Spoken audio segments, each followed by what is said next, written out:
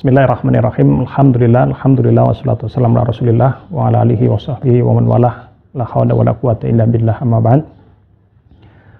Saudara-saudaraku sekalian yang dirahmati Allah Subhanahu wa taala, untuk kesempatan ini kita akan bahas tafsir di antara surat yang paling pendek di dalam Al-Qur'an, tetapi termasuk di antara surat yang paling agung pula, ya.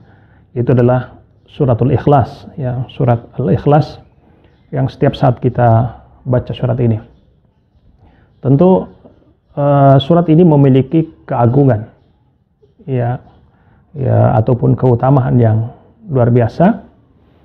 Sebagaimana namanya Al-Ikhlas, itu adalah berhubungan dengan ketauhidan kepada Allah Subhanahu wa taala, di mana tauhid ini memiliki kedudukan paling penting di dalam agama, ya. Menjadi parameter agama seseorang adalah ketauhidan kepada Allah Subhanahu wa taala. Nah, sehingga surat ini juga dinamakan dengan Suratul Ikhlas karena di dalamnya adalah membahas tentang ketauhidan Allah Subhanahu wa taala.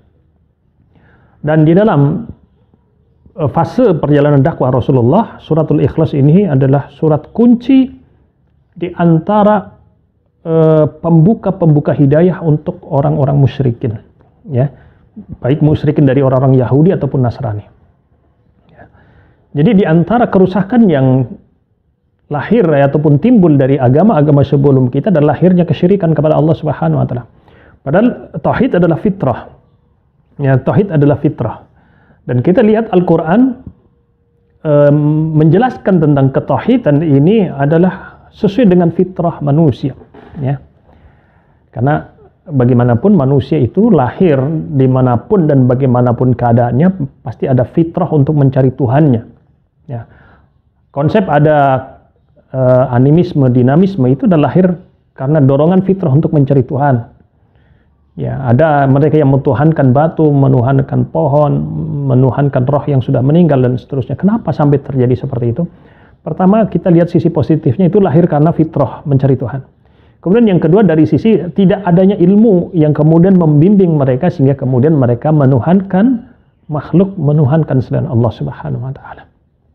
Nah, dakwah Rasulullah di awal itu dakwah kepada masyarakat musyrikin. Di samping Ka'bah ada 360 berhala, ya. Kemudian juga setiap rumah mereka memiliki berhala. Nah, bagaimana Quran itu mengajarkan kita tentang konsep ketuhanan ini? Ya. Maka dulu turun ayat kepada Nabi SAW mengajarkan tentang konsep ketauhidan ini. Sebelum kita masuk ke Suratul Ikhlas ini harus kita pahami, ya. Orang-orang memiliki banyak Tuhan, ya. Allah kemudian turunkan ayat Daraballahu mathalan rajulan fihi syuraka'u mutasyakisuna, ya, dan seterusnya di dalam ayat ini. Ya. Kan mereka ditanya, ya, orang-orang musyrik ini ditanya, bagaimana pendapat kalian kalau kalian ini menjadi seorang budak, kalian itu memilih melayani satu tuan atau melayani banyak tuan? Ya, maka fitrah itu menjawab, walaupun mereka tidak berilmu, orang tidak berpendidikan, tapi fitrah itu bisa menjawab. Artinya tidak mungkinlah seorang budak melayani banyak tuan, karena melayani satu tuan saja itu sudah merepotkan, itu sudah susah. Maka turun ayat ini, Daraballahu mathalan rajulan fihi syuraka'u mutasyakisuna, dan seterusnya. Maka ditanya, kalian saja tidak mungkin memiliki ataupun mengambil banyak tuan, bagaimana kalian memilih banyak Tuhan? Tidak kebayang, satu Tuhan saja kita disuruh beribadah sekian banyak, bagaimana kalau Tuhan itu lebih dari satu? Nah, maka orang-orang musyrikin yang tidak berilmu, orang yang dikatakan umi, mereka bisa diarahkan pola pikirnya untuk memahami ketauhidan itu. Ya. Kemudian mulai berpikir bahwasanya konsep Tuhan lebih dari satu itu adalah konsep pemahaman yang salah. Walaupun orang-orang tidak berilmu, mereka memahami ini sesuatu yang salah. Kemudian pertanyaan lagi ditanyakan kepada mereka, kalau kalian tadi menjadi seorang budak, sekarang bagaimana kalau kalian menjadi seorang tuan? Kalian memiliki budak yang, mau nggak kalian punya budak yang bisu, ya, budak yang tuli, yang nggak bisa kerja? Maka fitrah itu bisa menjawab. Mereka, ngapain kita punya budak nggak bisa kerja, nggak bisa melihat, nggak bisa mendengar? Ya, bagaimana mungkin dia kerja? Kemudian turun ayat lagi membimbing kepada mereka. Artinya, kalian saja tidak mungkin mengambil budak seperti itu, bagaimana kalian punya Tuhan yang seperti itu? Tuhan kalian mendengar saja nggak bisa, melihat saja nggak bisa, bagaimana kalian menolong? Maka kesyirikan ini kemudian mulai dengan keilmuan oleh Rasulullah dijelaskan. Misalnya kesyirikan adalah sesuatu yang sangat fatal dan bertentangan dengan fitrah manusia. Ya, hanya orang-orang kemudian penasaran orang orang Nasrani datang, orang Yahudi datang kepada Rasulullah. Apa yang mereka tanyakan kepada Rasulullah setelah mereka mendengar kenabian beliau? Mereka mengatakan, "Sif lana rabbaka allati ba'atsaka ya Muhammad." Ya Muhammad, tolong ceritakan kepada kami Tuhan seperti apa yang kau ajak kepadanya itu.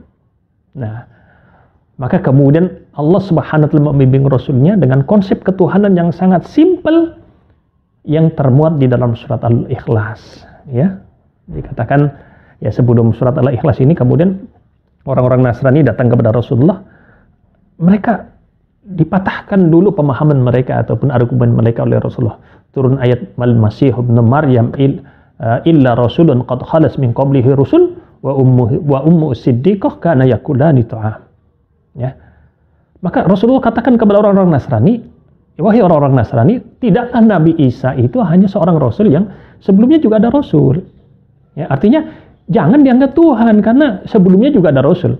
Kalau Nabi Isa itu hebat karena tidak punya bapak, bagaimana dengan Nabi Adam yang tidak punya bapak dan punya ibu? Artinya kalian jangan salah paham kalau Nabi Isa itu rasul biasa, kan gitu. Ya, kemudian luar biasa lagi Allah katakan wa ummuh siddiqah, dan Maryam itu orang yang benar, jujur. Lebih hebat lagi Allah katakan kana yakulani ta'am. Ya.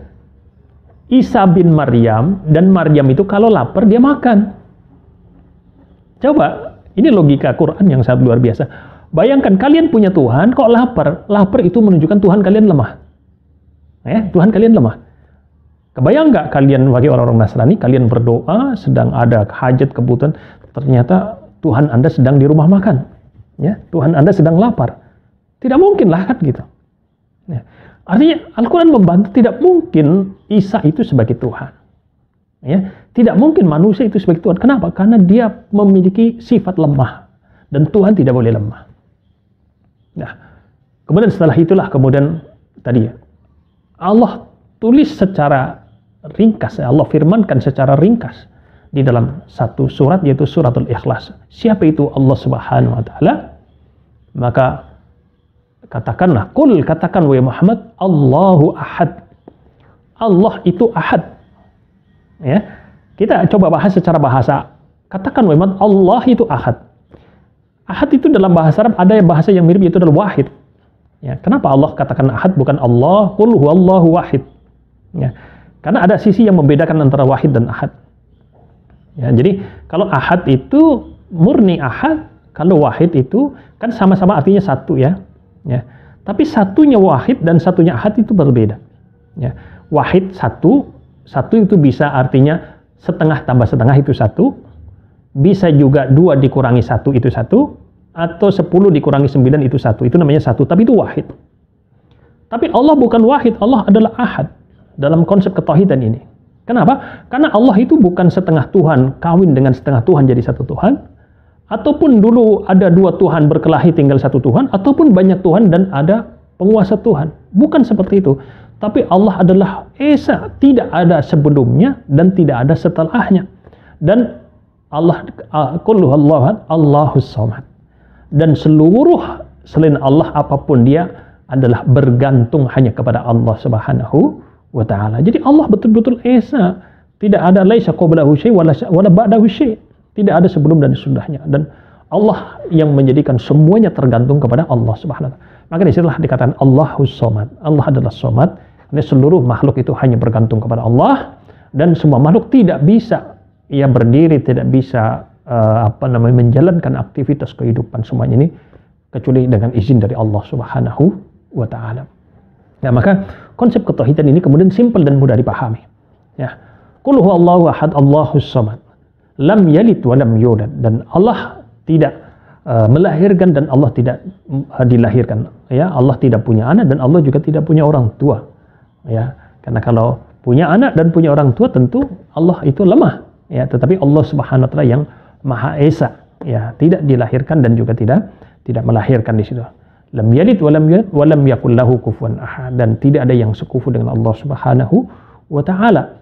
Ya, tidak ada, karena semuanya adalah makhluk, semuanya dalam kekuasaan Allah Subhanahu wa taala. Maka para nabi, para malaikat semuanya adalah makhluk Allah Subhanahu wa taala yang mereka tidak memiliki kekuasaan apapun kecuali Allah Subhanahu wa taala yang berkuasa atas semuanya itu.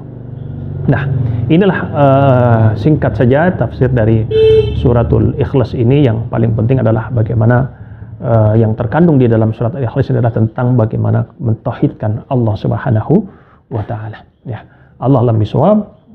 Wa sallallahu ala nabiyyina Muhammad wa ala alihi wa sahbihi wa barik wasallim. Assalamualaikum warahmatullahi wabarakatuh.